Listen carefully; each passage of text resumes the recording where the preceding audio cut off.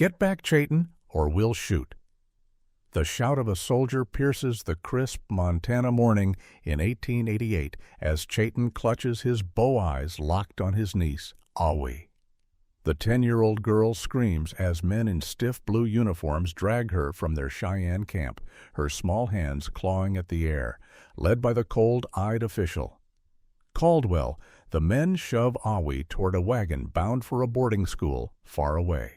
In a desperate lunge to stop them, Chayton tackles one of the men, only to feel a rifle butt slam into his shoulder. Blood trickles down his arm as he's pinned to the ground, accused of assault and facing prison, or worse, execution. His heart pounds with rage and fear, knowing Awee's cries are fading into the distance and he must act to save her or lose everything. The dust settles as the wagon rumbles away, carrying Awee's terrified sobs. Chayton's chest heaves, his hands trembling with the weight of his failure. The soldier's boots crunch on the dry grass, their laughter mocking his pain. Caldwell's voice cuts through. "You savages will learn your place." Chayton's eyes burn with defiance, but the cold steel of handcuffs bites into his wrists. Every fiber of his being screams to fight, to chase after Awee, but the world feels like it's closing in. This injustice fuels a fire in his soul. He will not let them take her spirit, no matter the cost. The flicker of a campfire casts shadows on Chayton's weathered face as he hums an old Cheyenne lullaby, his voice a soft rumble under the starlit Montana sky of 1888. Chayton, a 32-year-old hunter of the Cheyenne people, stands tall with broad shoulders, his calloused hands bearing scars from years of tracking deer across the endless plains. His dark eyes, framed by tightly braided hair, hold a quiet grief, and his leather tunic carries the faint scent of sage and earth. Once a legend among his tribe for his skill in reading the land's secrets, he now lives in a cramped reservation, his world narrowed to raising Awee, his 10-year-old niece, whose parents, Chayton's brother and sister-in-law, were slaughtered in an army raid years ago. The memory of their blood soaking the snow haunts him, a wound that tightens his chest with every breath. Chayton's life is a battle to preserve Cheyenne traditions against the U.S. government's push to erase them, forcing Native children into boarding schools where their language and spirit are crushed. Awee, with her fearless laugh and curious heart, is his reason to endure. But his defiance of the schools draws the wrath of Caldwell, a cold-hearted education official who watches him like a vulture. Shunned by some in his tribe who fear his resistance invites more pain. Chayton feels the ache of isolation, yet his soul burns with a fierce love for Awee and an unyielding pride in his heritage, driving him to protect his niece and his people's legacy at any cost. Awee Chayton's scream ripped through the Montana dawn, his voice raw as he watched his niece being torn from his world. The 10-year-old's small hands flailed her braids, swinging as two soldiers dragged her across the dirt. Chayton sprinted after her, his moccasins kicking up dust, but a line of blue-coated soldiers blocked him, their rifles glinting coldly. His heart pounded each beat, a desperate cry to reach her. Awee's terrified eyes met his, her sobs slicing through him like a knife. "Let her go!" he bellowed, shoving against the soldiers, his muscles straining. They stood firm, unmoved, as Awee was pulled toward a wagon. "Mr. Caldwell, she's a child," Chayton pleaded, facing the suited man whose gray eyes gleamed with scorn. Caldwell smirked. "She'll be civilized in Pennsylvania." His mocking laugh stung. And Chayton's fists clenched, rage boiling inside. Nayeli's strong hand yanked him back as a soldier raised his rifle. "Chayton, they'll shoot." She hissed, her dark eyes fierce with worry. He glared at the wagon. Awee's cries fading, and sank to his knees, whispering, "I'll find you, alone in the clearing." He slammed his fist into a pine tree, blood seeping from his knuckles. "I swear, I'll save you," he growled, the vow burning in his chest. Hastiin, the Cheyenne chief, loomed over him later, his face hard. "You've endangered us all," he snapped, blaming Chayton's outburst. Chayton stood tall, pain lacing his voice. "She's my family." Hastiin turned away, leaving him isolated. As dusk fell, Chayton crouched behind a ridge, watching Caldwell's wagon roll toward town. "That's where I'll start," he murmured, resolve hardening as he vowed to track them and bring Awee home. The fire in the Cheyenne camp crackled, casting shadows on Hastien's stern face as Chayton stood before the elders. "Help me save Awee," he pleaded, his voice steady despite the weight of their stares. Hastien's eyes narrowed. "You want us to fight and die for one girl? The soldiers will burn our homes." Murmurs rippled through the crowd, but a few young warriors nodded their eyes, bright with defiance. Hastiin raised a hand, silencing them. "No one moves," he ordered. Chayton's chest tightened, the sting of rejection sharp, but he held his ground. Later in the quiet of the night, Nayeli found him by the river, her face softened by moonlight. "I'll help you." "Chayton," she whispered, her voice fierce. "Awee's worth it."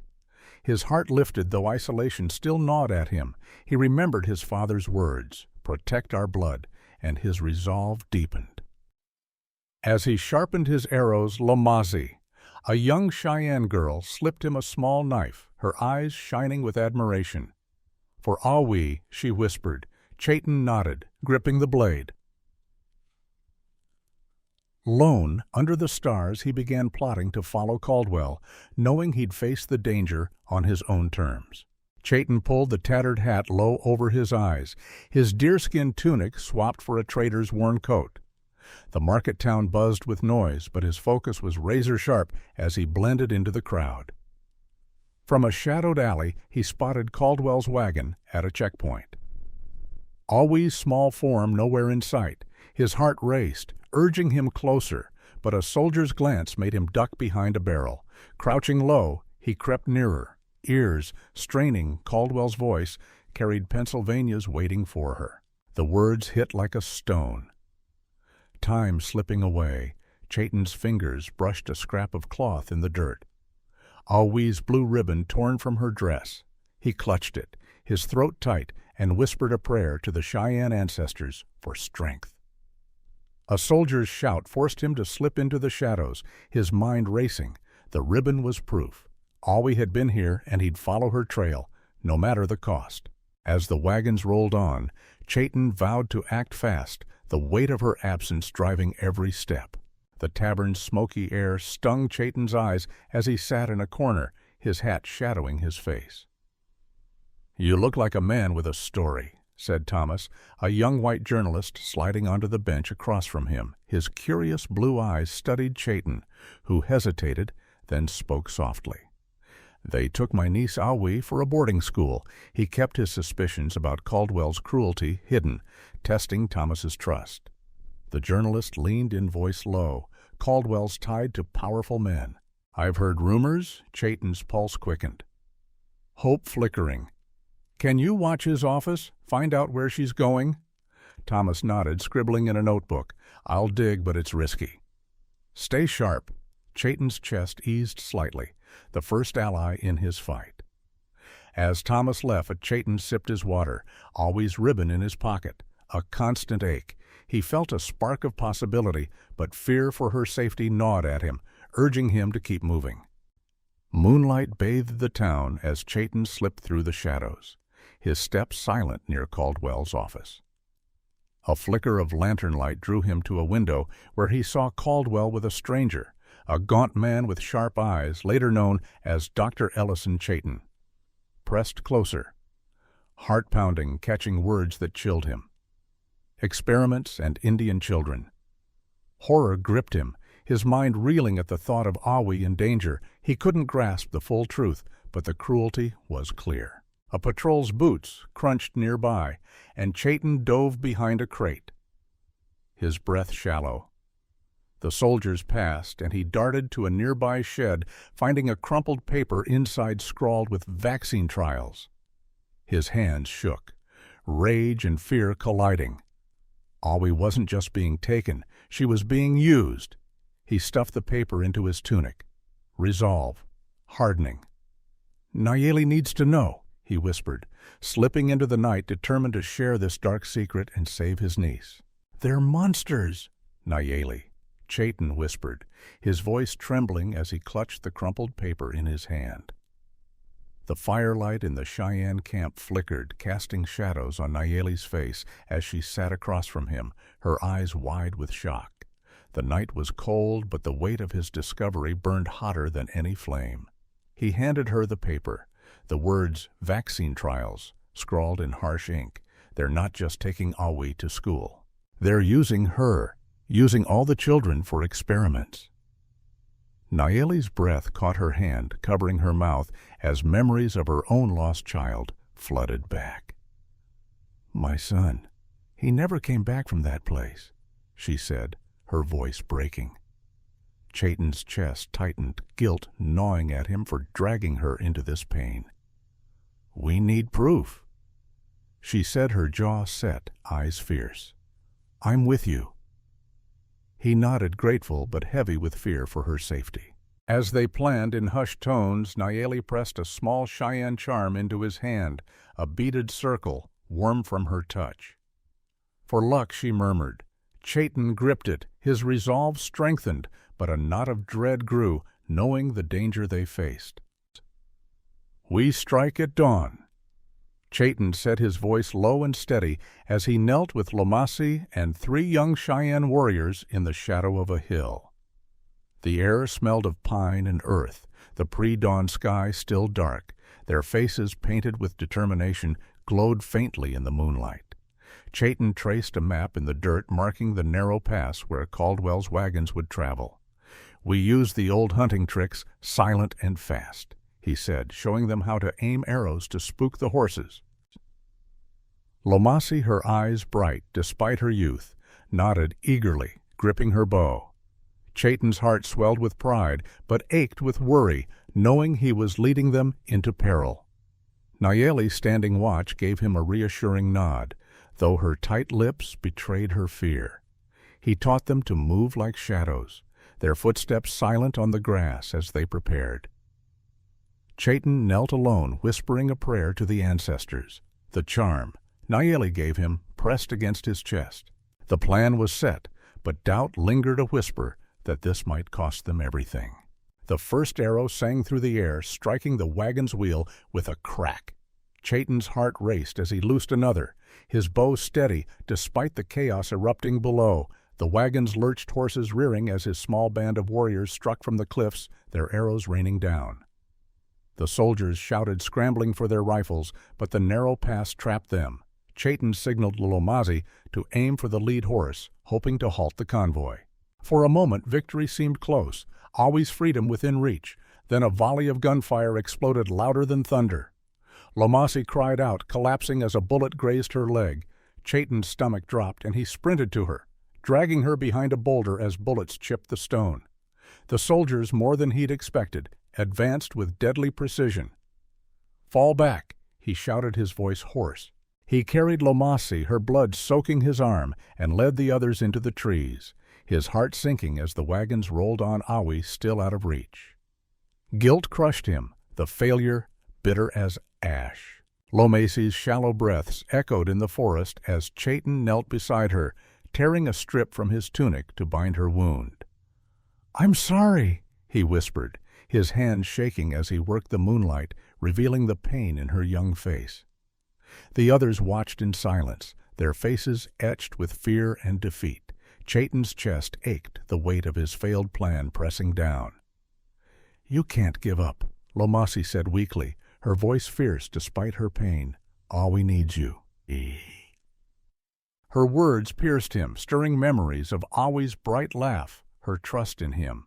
He nodded, wiping sweat from his brow, and stood scanning the dark woods. A rustle made him freeze his hand on his knife, but no one appeared. "We go to the town," he said, voice firm, despite the doubt gnawing at him. "Thomas will know something." As they moved, Chayton felt eyes on him, a presence in the shadows, but the forest stayed silent, his focus locked on saving Awee. "Who are you?" Chayton demanded, his knife raised, as the old man stepped from the trees, his weathered face calm under a tattered Cheyenne cloak. The stranger's eyes, sharp and knowing, held Chayton's gaze in the dim forest clearing. "I know of the experiments," the man said, his voice low, like the wind through grass.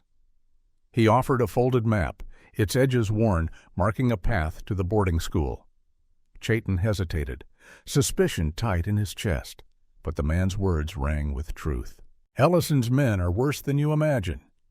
He warned, his gaze piercing. Chayton took the map, fingers brushing the rough paper, hope flickering despite his distrust. "Why help me?" he asked, but the man only stepped back, vanishing into the shadows.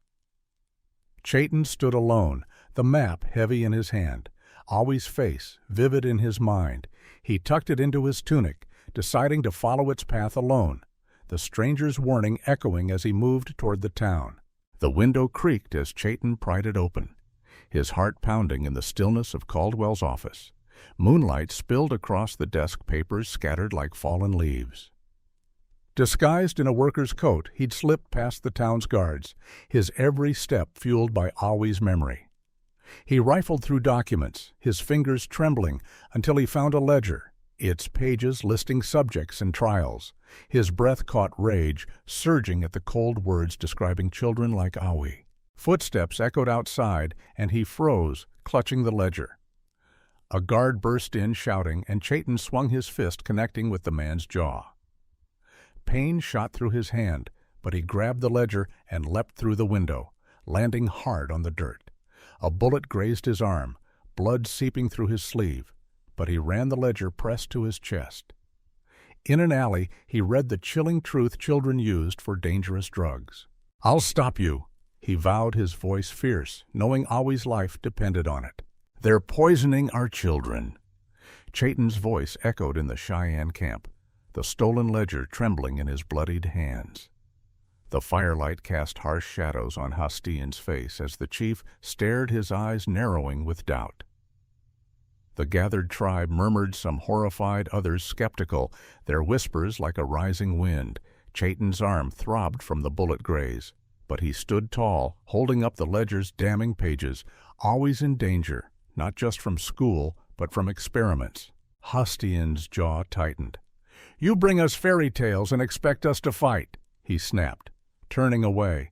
Chayton's heart sank, isolation clawing at him, but Nayeli stepped forward, her voice fierce. "He's telling the truth. I've seen their cruelty."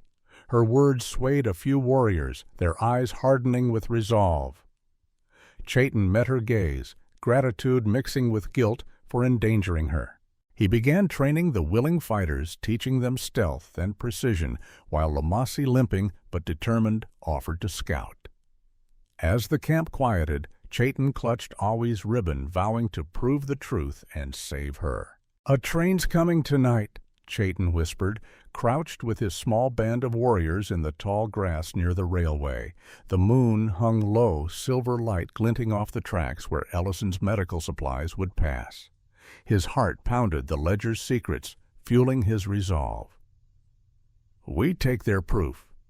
Stop their experiments," he said, pointing to the curve where the train would slow. Nayeli nodded, her face set, though worry flickered in her eyes. Chayton assigned roles 2 warriors to block the tracks, Lomasi to signal. He checked his bow arrows aligned and remembered Awee's trusting smile, steeling himself. The group moved silently, their breaths misting in the cold air. Chayton knelt alone for a moment, whispering a prayer to the ancestors, the Cheyenne charm from Nayeli, warm in his hand. The distant rumble of the train grew louder, and he signaled the others, his pulse racing. This was their chance to expose Ellison's crimes, but fear gnawed at him, the cost of failure too high to imagine. The train's brakes screeched as Chayton's arrow struck the engine. Sparks flying in the dark. Chaos erupted, soldiers shouting as the warriors leapt from the grass, their arrows slicing through the air. Chayton sprinted toward the cargo car, his heart thundering, dodging bullets that tore into the dirt. He climbed aboard, prying open a crate to find vials and papers, proof of Ellison's experiments. "Got it!" he shouted, stuffing documents into his tunic. A soldier lunged, and Chayton ducked pain, searing his shoulder as a bullet grazed him. Nayeli appeared, tackling the soldier with a fierce cry, her knife flashing. Together they grabbed the papers and leapt from the train, but a deafening explosion rocked the night, the cargo car bursting into flames. Chayton shielded Nayeli, his ears ringing as they ran. The documents clutched tight. The train burned behind them, but victory felt hollow. Awee still out of reach, and Chayton's wounds throbbed with every step. Flames lit the horizon as Chayton staggered back to the Cheyenne camp, the air thick with smoke and screams. Ellison's men had struck back their torches, turning homes to ash. Chayton's heart shattered as he saw elders and children fleeing, their cries piercing the night. He clutched the stolen documents, guilt choking him, knowing his attack had brought this ruin. Hastiin emerged from the chaos, his face twisted with rage. "You've killed us all!" he roared, pointing to the burning tents. Chayton's knees buckled, the weight of his choices crushing him. "I was trying to save Awee," he said, voice hoarse. Nayeli grabbed his arm, her eyes fierce despite the tears. "You exposed their evil." "That's not nothing." Her words steadied him, but the loss burned deep. Hastiin turned away, banishing him, and Chayton stood amid the ashes, vowing to keep fighting. He hid the documents in a leather pouch, determined to use them to end Ellison's reign no matter the cost. "Thomas, you're my last hope," Chayton said, his voice low, as he slid the blood-stained pouch of documents across the tavern table. The journalist's face paled under the dim lantern light, his fingers trembling as he opened it, revealing papers detailing Ellison's experiments. Chayton's shoulder ached from the train fight, his tunic torn, but the fire in his chest burned stronger than the pain. "These need to reach New York," he urged, glancing at the tavern door, half expecting soldiers to burst in. Thomas nodded, his jaw tight. "I'll get them to the press, but Ellison's men are watching me." Chayton's heart sank, guilt gnawing at him for endangering another ally. He leaned closer, voice fierce. "Awee's life depends on this." Thomas tucked the pouch inside his coat, promising to act fast. As Chayton slipped into the night, he clutched Nayeli's charm, praying Thomas would succeed. Alone in the forest, he knelt by a stream, whispering to the ancestors for strength. Awee's ribbon. A heavy weight in his pocket. Blood stained the cobblestones as Thomas's body slumped in the alley, his notebook scattered in the mud. Chayton froze, hidden in the shadows, his breath catching as Ellison's men vanished into the night. His heart pounded, grief and guilt crashing over him like a wave. "I'm sorry," he whispered, kneeling beside Thomas, his hands shaking as he closed the journalist's lifeless eyes. The pouch was gone, but a torn letter in Thomas's hand caught his attention, scrawled with an address, a storage barn near the boarding school. Chayton's chest tightened. Hope flickering through the pain. Thomas had died for this, for Awee. He tucked the letter into his tunic, vowing to honor his friend's sacrifice. As he fled the town, Nayeli's words echoed in his mind, urging him to keep fighting. The barn was his next step, a chance to find the final proof. Under the stars, Chayton ran, his resolve hardened. Awee's face driving him forward. The barn's wooden door creaked as Chayton slipped inside, the air thick with dust and the sharp scent of chemicals. Moonlight filtered through cracked boards, illuminating crates stamped with Ellison's name. His heart raced. The letter's address burned into his memory. He pried open a crate, finding files labeled Trial Subjects. Each page a cold record of children's suffering, Awee's name among them. His hand shook, rage and horror twisting inside him. "They'll pay," he growled, stuffing the files into a sack.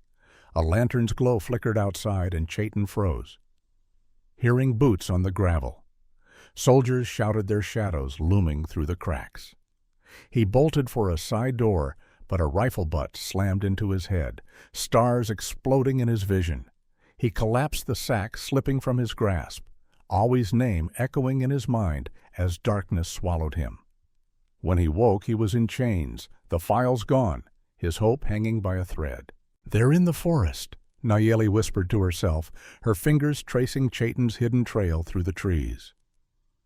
The sack of files lay buried under leaves, its weight a lifeline she'd found by following his markers. Her heart pounded fear for Chayton, mixing with fierce determination. She knelt, brushing dirt from the sack, and entrusted it to Lomasi, who nodded, her limp barely slowing her. "Get these to the press," Nayeli said, her voice steady despite the soldiers' distant shouts. Lomasi slipped away the files safe, but Nayeli's focus turned to Chayton, now a prisoner. She sent a coded message through a young warrior promising rescue. Alone, she contacted the mysterious guide, his shadowed figure appearing at dusk. "He's in the town jail," he said, tossing her a key. Nayeli gripped it, her resolve ironclad. For Chayton, for Awee, she'd risk everything, her heart racing as she planned the breakout. The jail's iron lock clicked open, Nayeli's stolen key trembling in her hand. "Chayton, move," she hissed, her voice cutting through the cell's damp air. He staggered to his feet, weak from beatings, his face bruised, but eyes fierce. The guide's shadow lingered outside, a silent ally. Nayeli supported Chayton as they slipped through the jail's corridors, his weight heavy on her shoulder. A guard's shout echoed, and bullets grazed the wall, one nicking Nayeli's arm. She gritted her teeth, pulling Chayton into the forest, their breaths ragged in the cold night.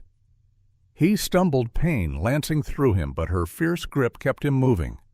"The files are safe," she whispered, hope sparking in his eyes. The guide vanished as they reached a hidden grove, and Chayton sank to the ground, gripping her hand. "Thank you," he rasped, guilt and gratitude warring inside him. Awee was still out there, and he vowed to reach her no matter the cost. "We hit them at midnight," Chayton said, his voice steady, as he traced a rough map of the boarding school in the dirt. The small group of Cheyenne warriors huddled in the forest, their faces lit by a faint campfire, eyes gleaming with resolve. Chayton's bruises throbbed from the jail escape, but Awee's face in his mind dulled the pain. Nayeli knelt beside him, suggesting a diversion to draw the guards away. "Fire at the stables," she whispered, her voice fierce but laced with worry. Chayton nodded, assigning tasks 2 warriors to set the blaze.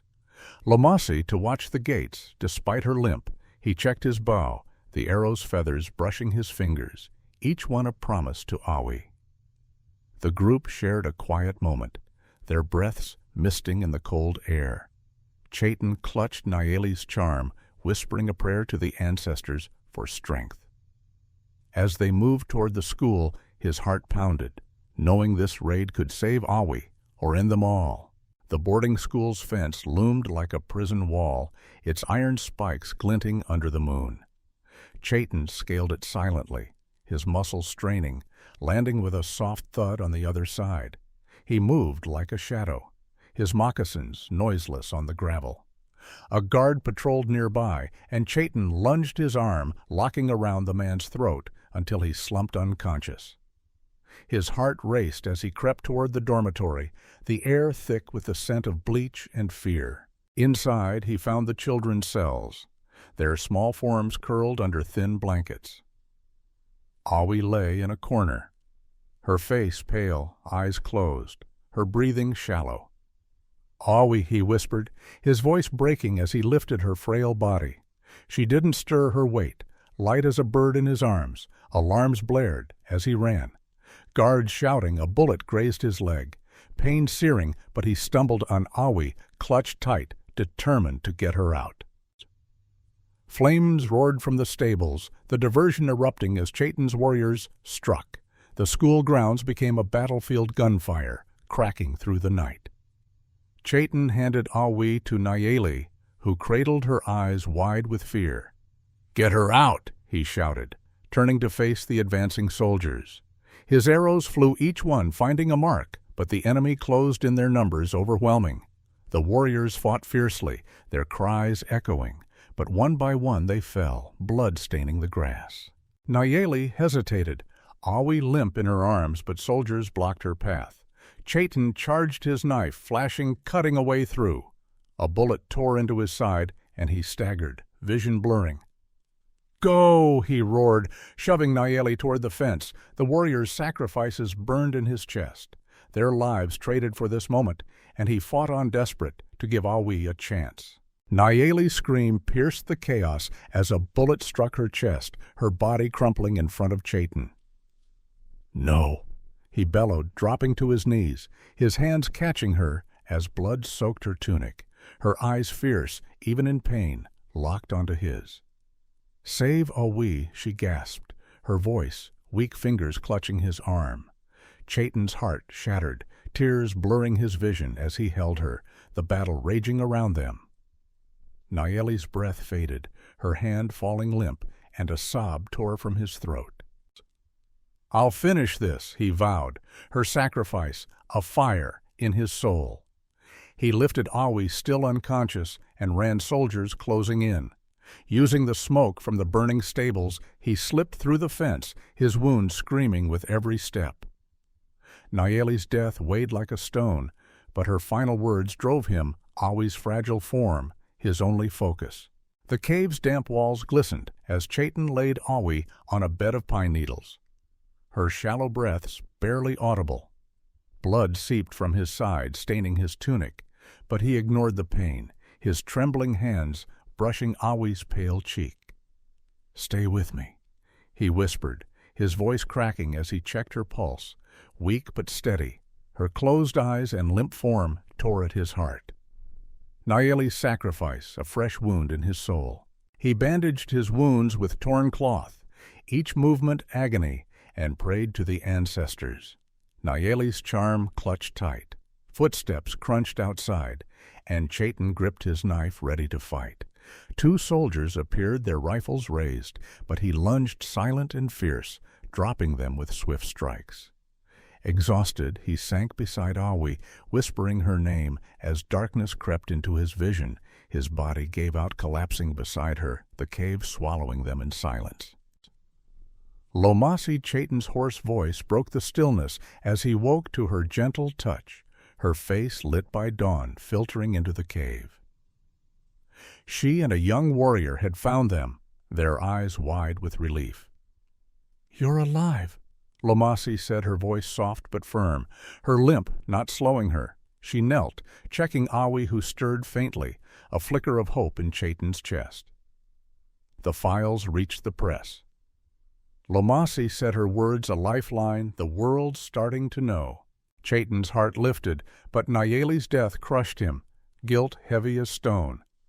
"I lost her," he murmured, eyes on Awee. Lomasi gripped his shoulder. "You're Awee's hope. Keep going." Her words steadied him, and he stood, pain lancing through him. They carried Awee to a hidden camp, Chayton vowing to fight on the press's exposure, his new weapon against Ellison. The newspaper's headline screamed, "Children used in secret trials," its ink smudged but bold in Chayton's hands.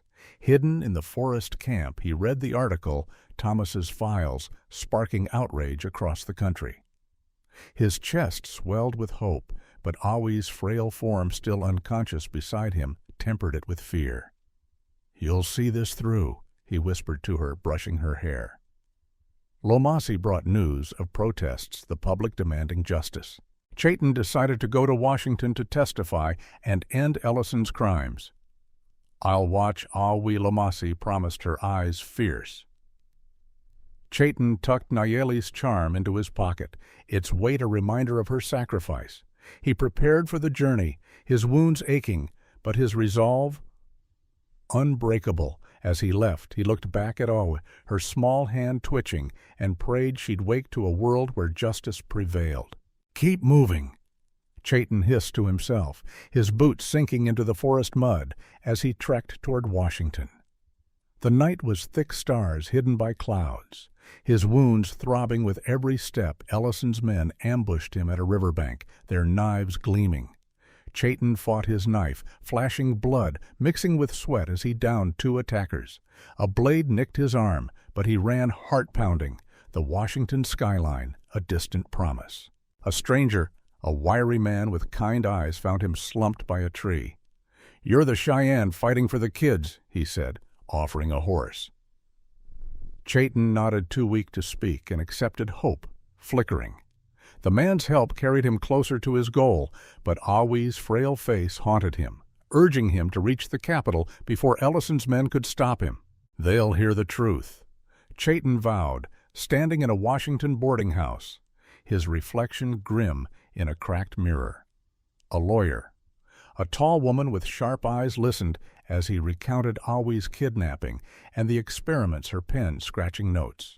His voice shook Nayeli's death and Awee's condition, raw wounds. "We'll make you a witness," the lawyer said, her tone firm. Chayton's heart raced, fear of Ellison's reach, clashing with determination. Word came that Awee was stirring her eyes, opening briefly, and tears pricked his eyes, hope surging. He prepared for the trial, memorizing the file's details. Nayeli's charm in his pocket. The lawyer warned of threats, but Chayton stood tall, Awee's ribbon a talisman. As he stepped into the night, he prayed to the ancestors, ready to face Ellison and Caldwell in court, his voice their only weapon. The courtroom's heavy air pressed on Chayton as he faced Ellison and Caldwell, their cold stares like knives. "They took my niece," he began. His voice steady, the crowd silent. He told of Awee's kidnapping, the experiments holding up the files Lomasi had saved. Ellison smirked, denying it all. But Chayton's words, raw with pain, stirred the room. "Children are dying," he said, his voice rising, Nayeli's sacrifice fueling him. The crowd gasped, murmurs of outrage growing. Caldwell shifted uneasy as Chayton laid out the evidence, each page. A blow. A man in the gallery shouted, "Liar!" And Chayton tensed, sensing Ellison's men nearby. His lawyer steadied him, urging him to continue. He spoke of Awee's coma, his voice breaking, and the room fell silent, the weight of his truth undeniable. Chayton stood tall, ready to fight on Awee's life, depending on his courage. The knife gleamed in the moonlight as Ellison's thug lunged at Chayton in a Washington alley. "You'll never testify again." The man snarled, his blade slicing the air. Chayton dodged his wounded side, screaming, and tackled the attacker, slamming him into the cobblestones. Blood trickled from a shallow cut on his arm, but he staggered to his feet, heart pounding. A woman, an activist who'd heard his story, pulled him into her boarding house, her eyes wide with fear. "You're not safe here," she whispered, bandaging his wound. Chayton's chest heaved, Awee's frail face flashing in his mind. News arrived that Awee had opened her eyes, mumbling his name, and tears stung his eyes. Hope surging through the pain. He gripped Nayeli's charm, vowing to return to the courtroom. Writing to Lomasi, he begged her to protect Awee, his resolve hardening. As dawn broke, he prepared for the next hearing. Ellison's threats only fueling his fight. Chayton's telling the truth.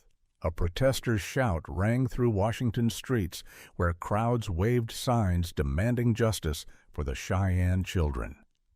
Chayton stood on a wooden platform, his voice raw as he spoke of Awee's suffering and Nayeli's sacrifice.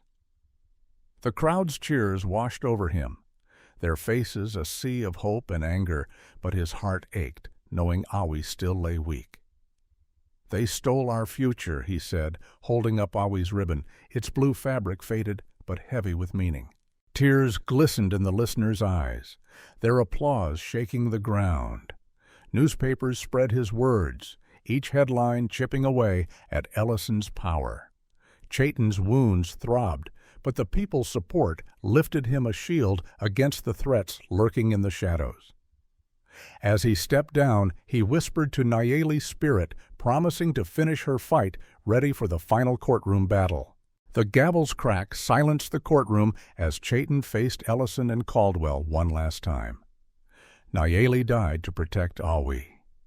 He said, his voice steady, the pain of her loss raw in every word. He laid out the final files, each page detailing the experiment's horrors, Awee's name among the victims. The crowd gasped, women sobbing as he described her coma, his hands trembling, but his gaze unflinching. Ellison's smirk faltered, Caldwell's face paling as the judge leaned forward, eyes narrow. "These men must answer." Chayton declared, his voice rising of the room electric with outrage.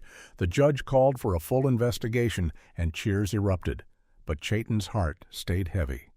Awee's recovery uncertain.